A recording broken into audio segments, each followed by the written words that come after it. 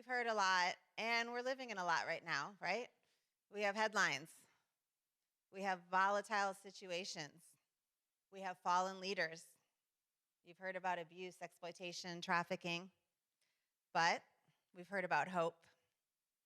We've heard about our vision, my vision. Quite honestly, I've talked about we need a new headline. We need a new narrative. In every way, we have to take over the conversation. We need to become the master storytellers everywhere we go. We have to change how people are speaking and get them comfortable to speak the unspeakable, to protect the vulnerable and those at risk exponentially. So you've heard today, right? Now you all know our 3 pillars. Empower the front lines, law enforcement, all the things. Awaken our faith communities, get real. It changes everything. You know what? With a lot of our faith initiatives in religion, like we've heard in different ways, people go through rituals, they become saved, they do what they need to do. We might be able to cross over the line, but we're not very good at getting them healed. And if we don't heal, we don't change anything. We just become really good at covering up and performing. So this weekend, what I think is so cool is none of us, I'm not a micromanager, you'll learn me. I think that's why we're successful. I trust who I bring on to speak. I don't ask them what they're speaking to. Everybody's had a theme. And so I had no idea that Ann was going to speak to William Wilberforce. I'm speaking to William Wilberforce. Because what I was going to say is we are going to step into something daunting. I've gotten such feedback this weekend that, Elizabeth, you are laser focused. I love this. You are now hitting all the things that we could actually do something. You've narrowed it. We're ready. Let's scale. And I've also heard, well, this is ridiculous. You're never going to stop it. And I'm like, all right. What happened to William Wilberforce? He was, oh my gosh, they thought he was absolutely crazy. And he was trying to topple a very powerful socioeconomic system. Do you know how long it took him? He was relentless because he cared. His heart was moved and he saw it differently. He was speaking a new narrative. He was speaking the unspeakable in a way no one else was. He saw with different eyes. It took him 20 years. You need to know I've been at it for 13. So we only have 7 left. We could do it, right? And 7 is the biblical number of completion. So I think we might be onto something. So where he left off, we must continue.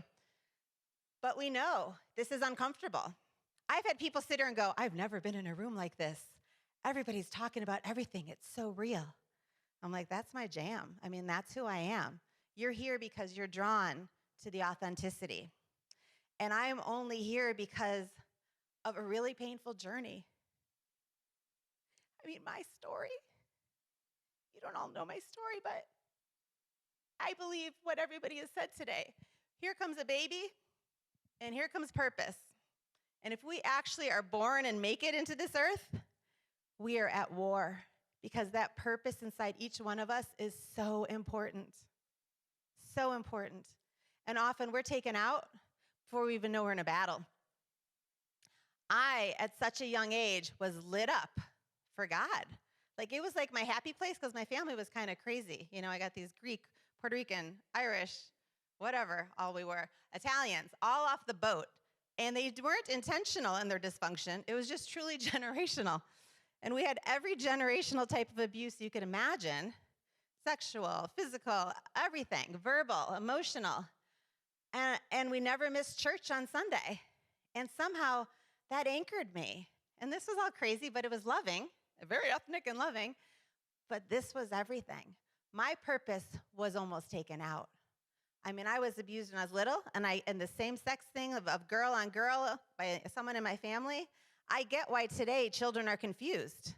Because when you're little and that happens, and now it's happening on the internet, like this. And then you're like, well, that felt good. Does that mean I'm gay?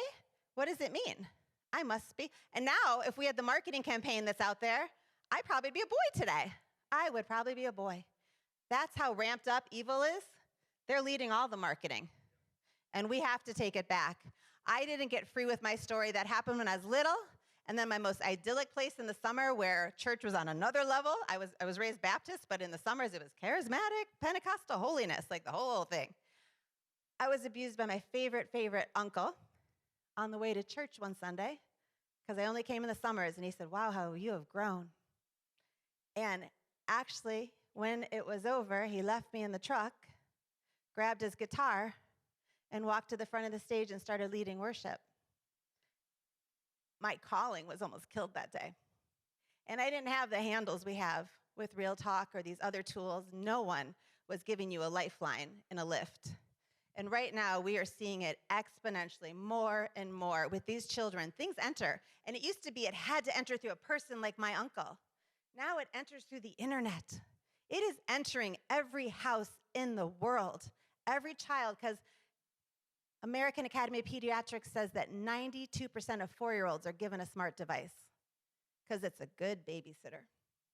We don't know what we're unleashing. And you know what? It has to change.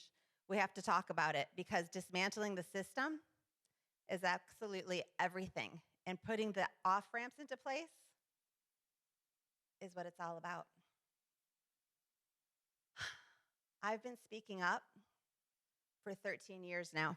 I've been in the Chicago Tribune, the New York Times. I've been on Fox News. I've been everywhere, like Johnny Cash. I've been everywhere.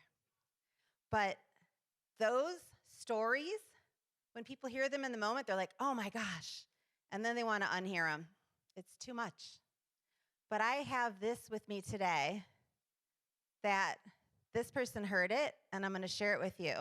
This is a 5-page handwritten letter. I can't show you it all because I have a mic in my hand. From a federal prisoner. A federal prisoner wrote me, and he said, "Dear Miss Good, I read your recent article in the Epoch Times. I'm encouraged and thankful for your mission and passion. Please permit me to make a few comments." He goes on to say, "Currently, I'm serving a sentence in federal prison for the possession of child pornography." He said, "I didn't know what I was doing. I started looking at pornography when I was young. I didn't know it was bad.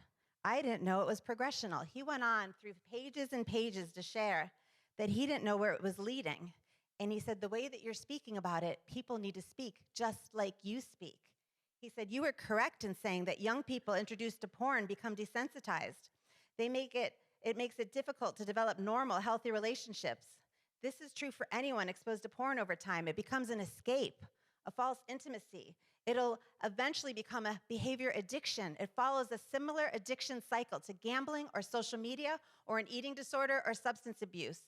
The problem is that our society will not talk about porn. It's too taboo. It's the hidden epidemic, even though it affects more individuals than any addiction. 1 in 4 high school students," he has like more facts than I do. 1 in 4 high school students is addicted to porn. 1 in 10 middle school students. These numbers were pre-COVID, and they're likely much higher now. All of these young people are victims because society will not tell the truth. He goes, "In recent years, I've paid attention. I have not seen any movement towards educating on this topic. We warn people not to drive if they've been drinking. There is an 800 number if you have a gambling problem. But no hope is offered to the 30 million Americans that struggle with pornography, a number that is expected to double in 10 years. It breaks my heart to think that there are likely," he was a high school teacher. "It breaks my heart to think that there's several hundred of my former students most likely struggling with this addiction. No, somebody needs to say something."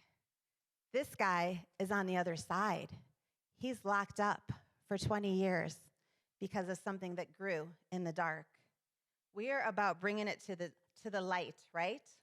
Every zip code, every state, every country around the world, there are children being groomed to exponentially be stuck.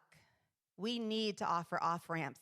We need to offer solutions, and we need to speak. Like, he's like, what? He's going to be my new marketing director, I bet ya, right? Isn't he good? We need to be able to speak to this, and we need to have warning signs. What does it say in Scripture? It says to hang them from your doorpost or your gate. Today, in the middle of your table, you guys all have this. If you could all grab them, I want you to have a visual reminder, and this is something simple, easy, and you're just going to take it home, and please don't throw it in the garbage or away. Hang it somewhere, because it is up to you to become the master storyteller. It's up to you to change everything. Your grandchildren, if you're not going to be able to tell them your story, I tell everybody my story. It changes things, and it unlocks things, because they're like, man, is she free? She says all that. I'm going to dare say what I've never said. And then you change everything generationally. If we do not change things generationally, we might as well go home today and just stop talking about it. So it begins with you. So everybody raise their hands with me, hold up your sign, right? We can change everything if we dare. If you dare to tell your own stories and speak out, we can change everything. And think of the children in your life and say with me, they are worth it and not on my watch. Thank you.